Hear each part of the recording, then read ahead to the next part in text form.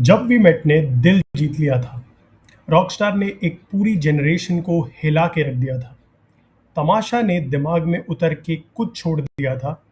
और लव आजकल ने सिर्फ डिसअपॉइंट किया था। एक ही डायरेक्टर, चार बिल्कुल अलग एक्सपीरियंसेस। ये है इम्तियाज अली, बॉलीवुड के सबसे पोलराइजिंग डायरेक्टर्स में से एक। और इस फ्राइडे जून 12 उनकी नई फिल्म आ रही है, मैं वापस आऊंगा, जिसमें है दिलजीत दोसांझ, शार्वरी और वेदांग रैना। तो आज का सवाल है ये, इस बार कौन सा इम्तियाज अली हमें दिखाई देगा? जब वी मेट वाला, रॉकस्टार वाला, तमाशा वाला, या लव आजकल वाला? आज हम उनका फॉर्मूला समझेंगे, ताकि आप फ्राइडे को थिएटर जाने से पहले जाने कि एक्सपेक्ट क्या करना है। पहले थोड़ा कॉन्टेक्स्ट। इम्तियाज अली ने अपना करियर 2005 में सोचा ना था से शुरू किया, लेकिन असली पहचान मिली 2007 में जब वी मेट से। करीना कपूर और शाहिद कपूर की वो केमिस्ट्री, वो डायलॉग्स, वो फ्रेशनेस, आज भी लोग उस फिल्म को उतनी ही मोहब्बत से याद करते हैं। फिर 2011 में आई रॉकस्टार, रणबीर कपूर की करियर डिफाइनिंग फिल्म, जिसने एक पूरी जनरेशन को अपना दीवाना बना दिया था। 2015 में आई तमाशा, फिर से रणबीर कपूर के साथ, और इस बार दीपिका पादुकोण। एक ऐसी फिल्म जिस पर आज भी लोगों की राय अलग अलग है। और फिर 2020 में आई लव आजकल, कार्तिक आर्यन के साथ, जो अनफॉर्चुनेटली एक बड़ी डिसअपॉइंटमेंट साबित हुई। ये पूरा सफ़र बताता है कि इम्तियाज़ अली एक ऐसे डायरेक्टर हैं जो हमेशा कुछ अलग करने की कोशिश करते हैं। कभी वो कोशिश रंग लाती है, कभी नहीं। तो आखिर उनका फॉर्मूला है क्या? मैंने नोटिस किया है कि इम्तियाज़ अली की हर फिल्म में एक चीज़ ज़रूर होती है, identity crisis. Her protagonist, Geet in Jab We Met, Jordan in Rockstar, Ved in Tamasha, इन्हें नहीं पता कि वो एक्चुअली कौन है। समाज ने इन्हें एक रोल दे दिया है, एक अच्छा स्टूडेंट, एक अच्छा पार्टनर, एक अच्छा बेटा। और ये लोग उस रोल में फिट होने की कोशिश करते रहते हैं, लेकिन अंदर से वो कुछ और हैं।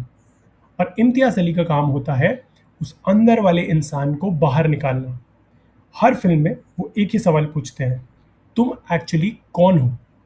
जो तुमने अपने आप को बनाया है वो, या जो तुम्हारा दिल कहता है वो? यही उनका फॉर्मूला है, और यही चीज़ उन्हें बाकी बॉलीवुड डायरेक्टर से अलग करती है। जब वी मेट में इम्तियाज़ का ये फॉर्मूला अपने सबसे एंटरटेनिंग रूप में दिखता है, क्योंकि गीत इतनी एनर्जेटिक, इतनी रियल और इतनी रिलेटेबल कैरेक्टर है कि आप आइडेंटिटी क्राइसिस के इस पूरे मैसेज को फील करते हैं, बिना ये रियलाइज़ किए कि ये एक फिलोसफिकल फिल्म भी है। आप सिर्फ एंजॉय कर रहे होते हैं, और एंड में रियलाइज़ होता है कि आपने एक्चुअली कुछ बहुत गहरी बात देखी थी। यही तो ग्रेट फिल्म मेकिंग होती है, जब मैसेज इतना नेचुरली डिलीवर हो कि ऑडियंस को पता भी ना चले। जब वी मेट इम्तियाज अली की सबसे एक्सेसिबल फिल्म थी, सबसे फन, और इसलिए सबसे ज़्यादा प्यार भी इसी फिल्म को मिलता है। और फिर 2011 में आई रॉकस्टार।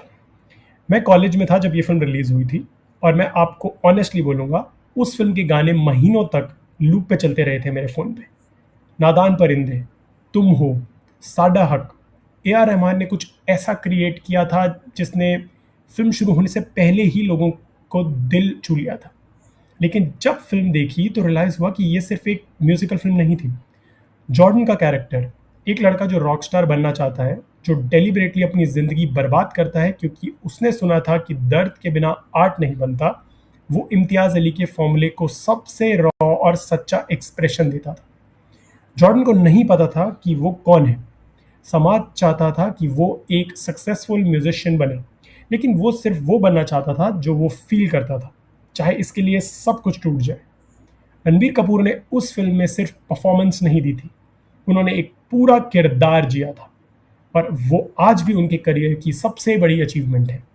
रॉकस्टार इम्तियाज अली के फॉर्मूले के सबसे रॉ, सबसे सच्चा और सबसे पावरफुल एक्सप्रेशन है। फिर 2015 में आई तमाशा। मैं ऑनेस्ट रहना चाहता हूँ, पहला हाफ बोरिंग लगा मुझे, बहुत स्लो था। मैं समझ नहीं पा रहा था कि ये फिल्म आखिर जाना कहाँ चाहती है। लेकिन दूसरा हाफ कुछ ऐसा हुआ जिसकी मुझे बिल्कुल उम्मीद नहीं थी। वेद का टूट जाना, उसकी ये रियलाइजेशन कि उसने अपनी पूरी ज़िंदगी एक ऐसे इंसान बन के गुजारी जो वो था ही नहीं, और फिर अपने आप को वापस ढूंढना, वो जेन्युइनली पावरफुल था, डीपली मूविंग था। तमाशा ने मुझे ये सिखाया कि कुछ फिल्म्स को टाइम देना पड़ता है। सब्र कभी कभी बहुत ज़्यादा रिवॉर्ड करके जाता है। और रणबीर कपूर ने एक बार फिर प्रूफ किया कि इम्तियाज़ अली के साथ उनका कॉम्बिनेशन कुछ और ही लेवल का काम प्रोड्यूस करता है। तमाशा इम्तियाज़ अली की सबसे एम्बिशियस फिल्म है। पूरी तरह सक्सेसफुल नहीं, लेकिन जब ये फिल्म काम करती है तो जेन्युइनली किसी और ही लेवल पे जाती है। और फिर 2020 में आई लव आजकल, और यहाँ वही फॉर्मूला फेल हो गया, क्योंकि इस बार इम्तियाज ने अपना मैसेज छुपाया नहीं, उन्होंने उसे सीधा डिलीवर करना चाहा।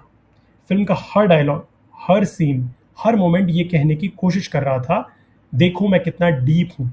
और जब फिल्म मेकिंग सेल्फ कॉन्शियस हो जाती है, जब डायरेक्टर अपनी ही गहराई प्रूफ करना चाहे, तब ऑडियंस डिस्कनेक्ट हो जाती है।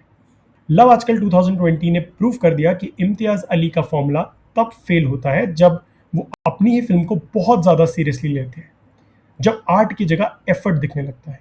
तो सवाल वापस, इस बार कौन से इम्तियाज अली दिखेंगे? कुछ चीज़ें जेन्युइनली प्रॉमिसिंग लग रही हैं। दिलजीत दोसांझ, जो अभी अपनी करियर के पीक पे हैं, उनके पास वो नेचुरल करिश्मा है जो जब वी मेट में करीना के पास था। वो कैमरा के सामने बिल्कुल रियल लगते हैं, फोर्स्ड नहीं। शार्वरी, उनके पास जेन्युइन इमोशनल डेप्थ है। और सबसे इम्पॉर्टेंट है, सुना है कि ये फिल्म इम्तियाज़ अली की अपनी पर्सनल फीलिंग्स और एक्सपीरियंसेस से इंस्पायर्ड है। और ये एक अच्छी निशानी है, क्योंकि इम्तियाज़ अली जब पर्सनल होते हैं, जब वो जेन्युइनली कुछ महसूस करके लिखते हैं, तब उनका बेस्ट काम आता है।